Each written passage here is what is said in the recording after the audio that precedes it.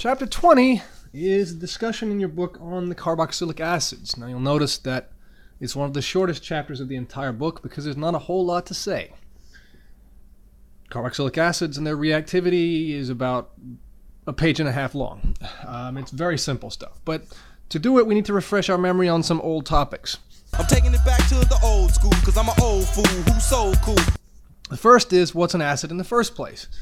Go back to what we defined in general chemistry. We had three different definitions. We had the Arrhenius definition, where an acid is a proton donor, a base is a hydroxide donor. That one kind of fell out of favor. We have the Bronsted definition, where now an acid is a proton donor, a base is a proton acceptor, which is still the one we're going to use most often. And we had the more inclusive Lewis definition, where we have an acid as an electron pair acceptor, a base as an electron pair donor. Now, for the purposes of this, we're talking about a proton donor. So we're going to stick with the Bronsted definition, and that's going to be assumed in all of our discussions of acidity through this chapter. And that's where your book actually begins, is defining what an acid is, what the reaction is to show you proton donation. It's called dissociation. And how we're going to quantify that in terms that we can use to compare two acids.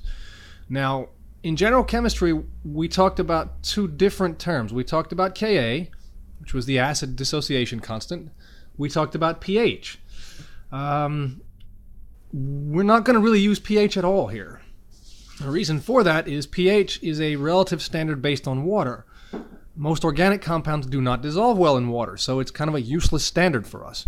We're going to instead talk about the Ka, the acidity ionization constant, and with that we're going to use a term called pKa, which just gives us a logarithmic scale of the Ka values. Water would have a pH of 7, where your weak acids may have a pKa in water of about 5. We're going to talk about things in this course where the pKa would be more like 25, 30, 40. So they would have no relevance whatsoever in water, but they're still going to be very useful to us because there's a relative standard. We can actually then use that to compare them. So in your book, there's a whole table of Kas and pKas, but for the most part, we're going to compare them relatively. So the idea being something with a pKa of 10 is a stronger acid than something with a pKa of 15. And that's going to be the way that we use the terms most commonly. Now, as we talk about the acids, you notice this polar oxygen to hydrogen bond, the OH group, that's attached to the carbonyl. Well, why is that different from what we've talked about in the past? Why are carboxylic acids, hence the name, the acids, much more acidic than alcohols? Is there a reason for that? And if you think about it for just a second, you can probably come up with it. The first point, and of course one of my default answers for everything, is resonance. Carboxylic acids have resonance. Alcohols generally do not. The only alcohols that do are, for instance, like aromatic alcohols, and yes, those are more acidic than, for instance, methanol would be as well. But all carboxylic acids, not just some of them, have resonance through the carbonyl. That's a big contributor. So if you compare something like ethanol with a pKa of about 15 to acetic acid, two hydrogens difference, ethanol has two hydrogens next to the alcohol.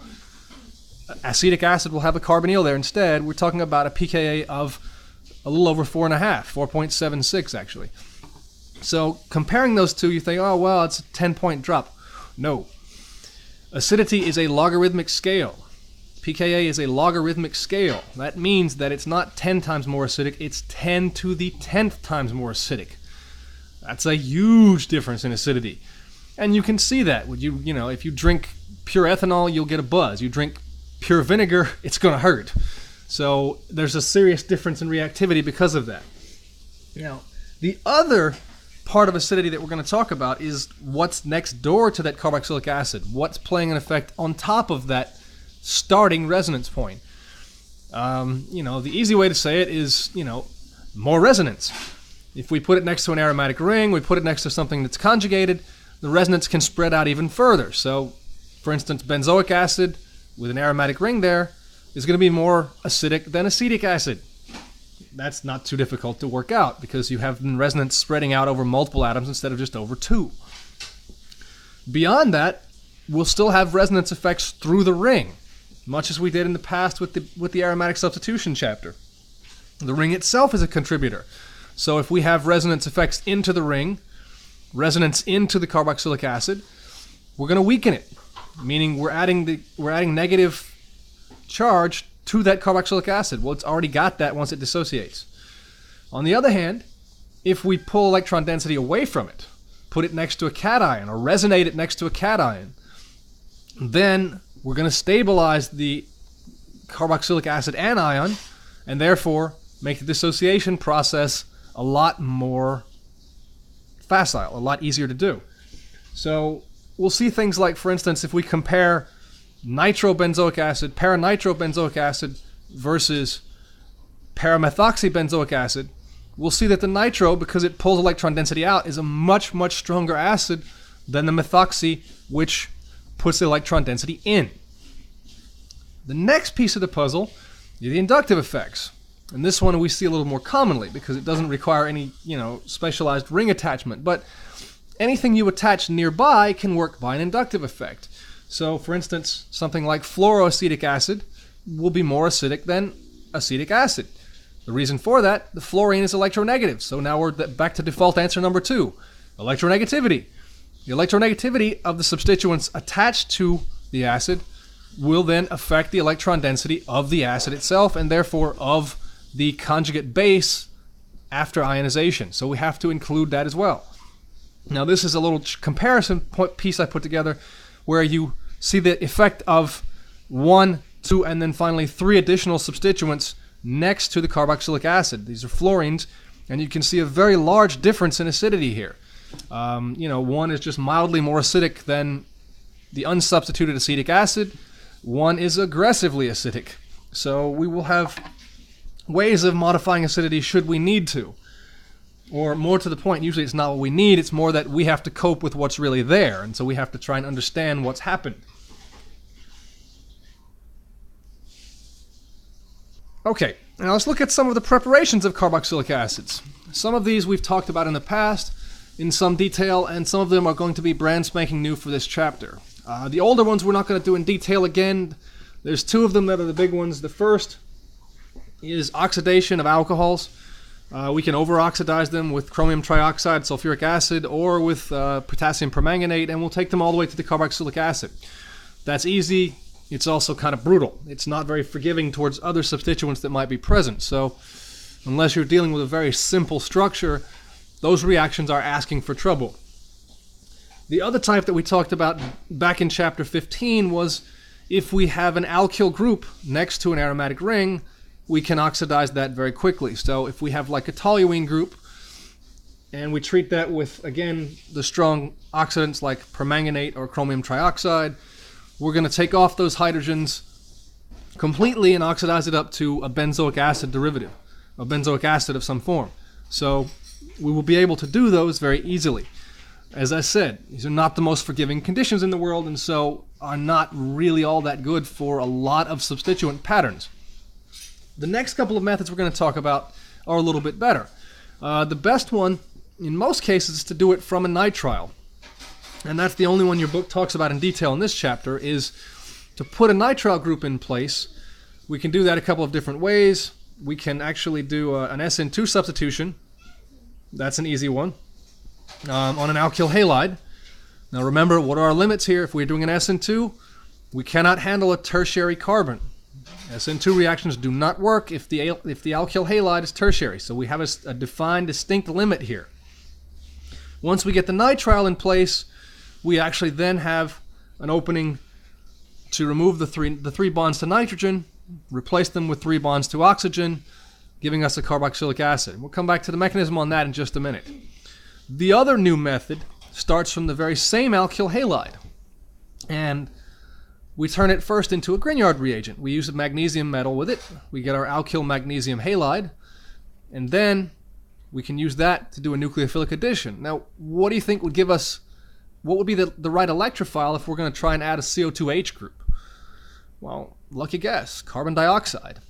So the easy way to do this one, and it was discovered, I would wager, completely by accident, is to make a Grignard reagent in the presence of carbon dioxide. When you do that, it attacks it very readily.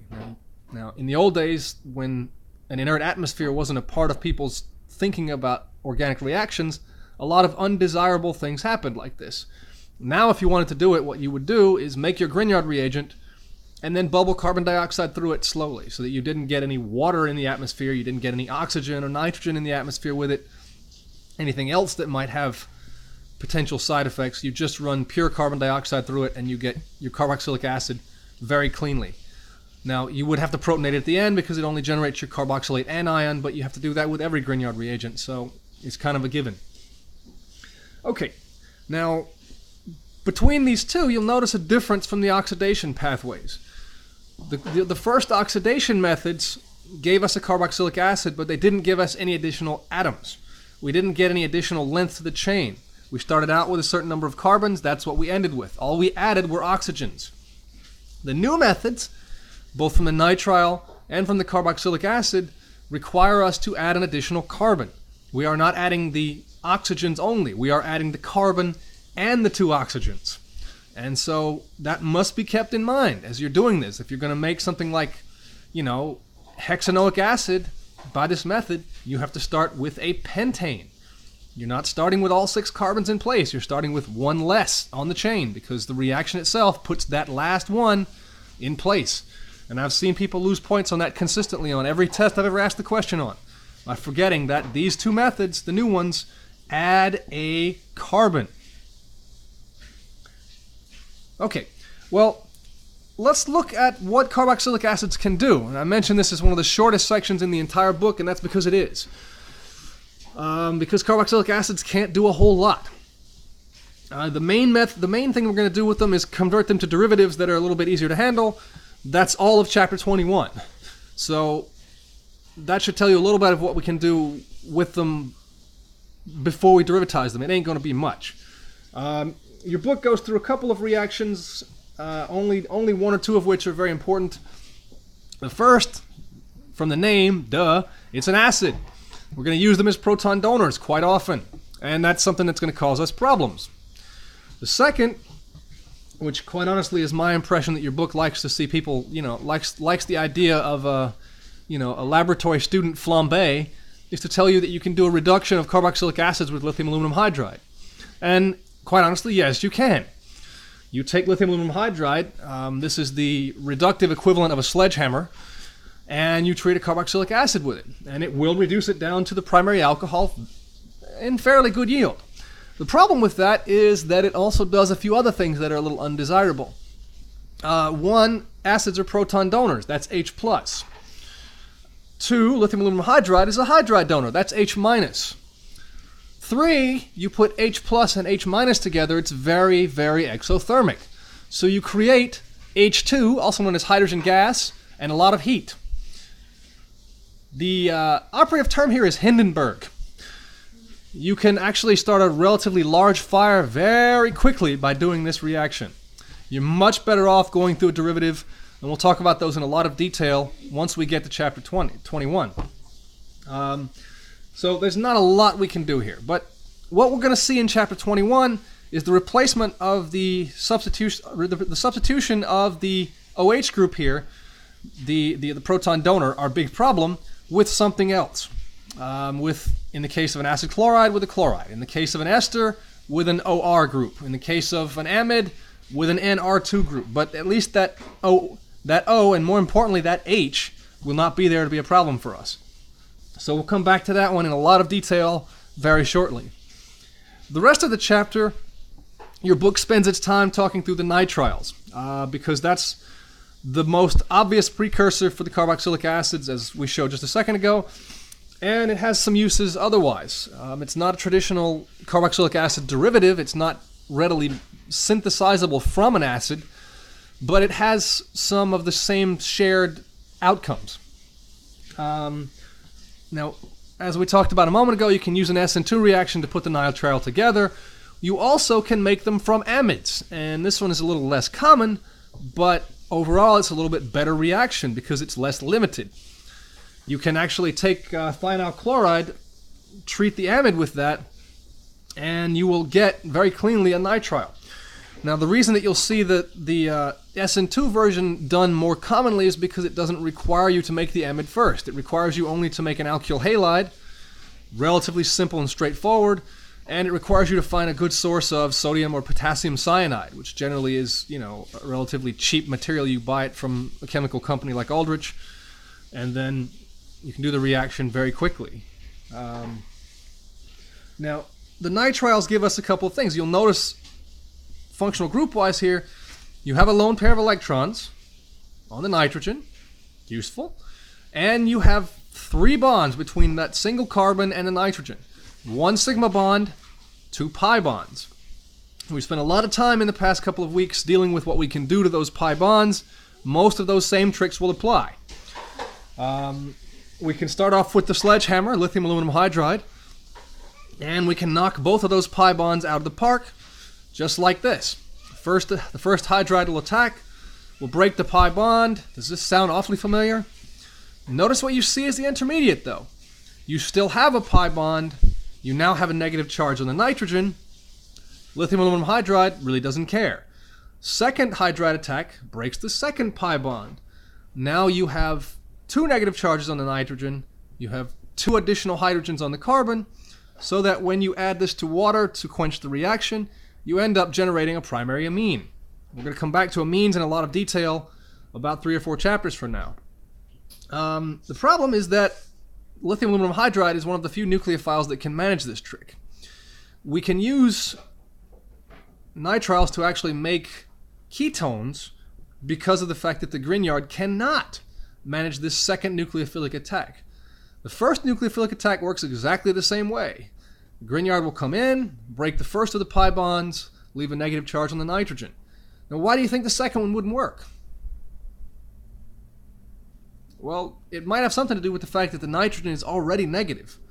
You're asking a negative charged atom to take on another negative charge.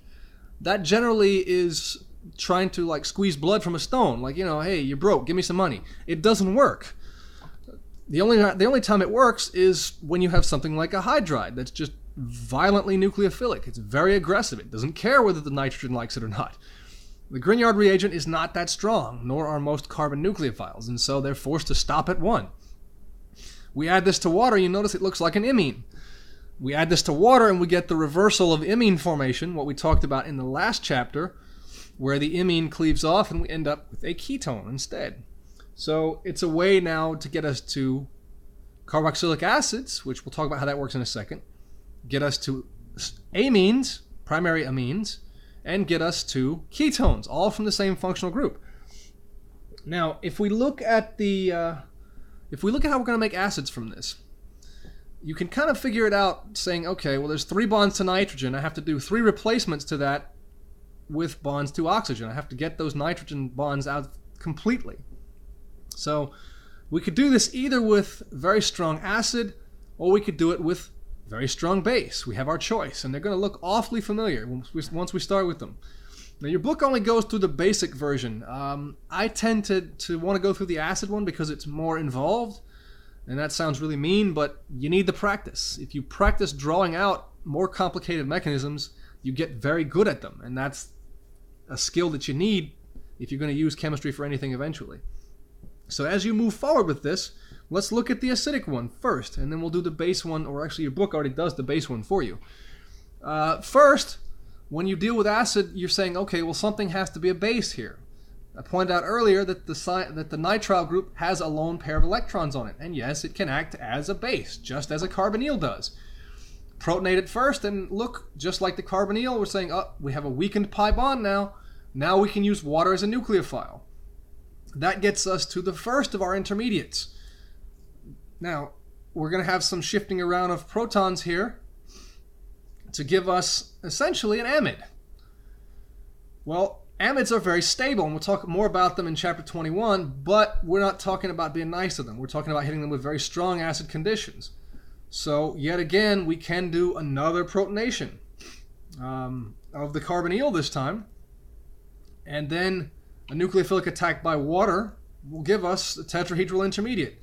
We now have 2 OH groups and 1 NH2 group present.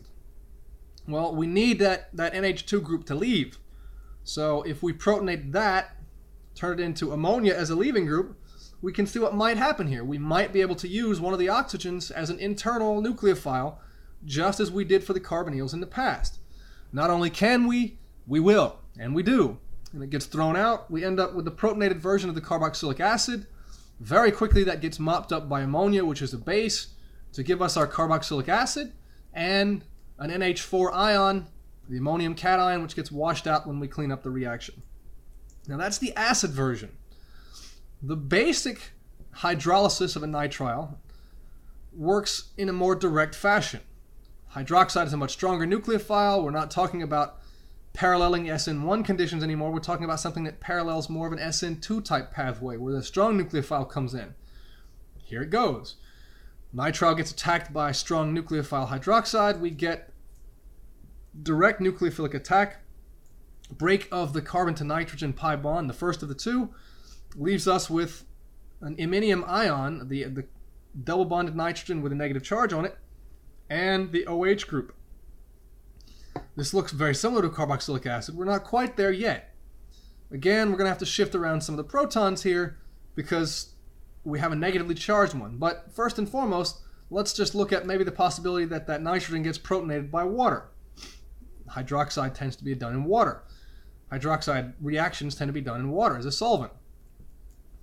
So if we add now a second hydroxide to that, we're now looking at a second nucleophilic attack. And you can see we're getting very close to the same intermediate we had from the acid. That is 2 OH groups and 1 NH2 group. Only now, we're not going to play nice about it because we're not going to be able to protonate something. We're going to have to use it as a basic condition. So that means deprotonation of one of those OH groups, which then creates a strong internal nucleophile, which then will push out the NH2 group. Now, that's not a real good leaving group. But it doesn't have to like it much because very quickly we're going to generate a carboxylic acid, but that NH2 group is a very strong base. And so it's going to very quickly come back, take a proton from that carboxylic acid, giving us ammonia and our carboxylate anion. After this reaction, we're going to add acid to it as the final step. Then the carboxylate gets protonated and we can pull out a carboxylic acid. Be very careful with this. You don't protonate things in basic solution. I've seen many people do that over the years, and it's a quick way to lose points and a quick way to miss questions in a standardized format if you needed to do this later. You can't do it. Acid does not exist floating around in a base. That's just the simple truth of chemistry. So between those, there's not a whole lot left to this chapter. The nitriles are more useful synthetically. The carboxylic acids are used basically to prepare all their derivatives. We're not going to go into that in this chapter because that's an entire chapter to itself, which will start right after this one. And a few odds and end reactions of nitriles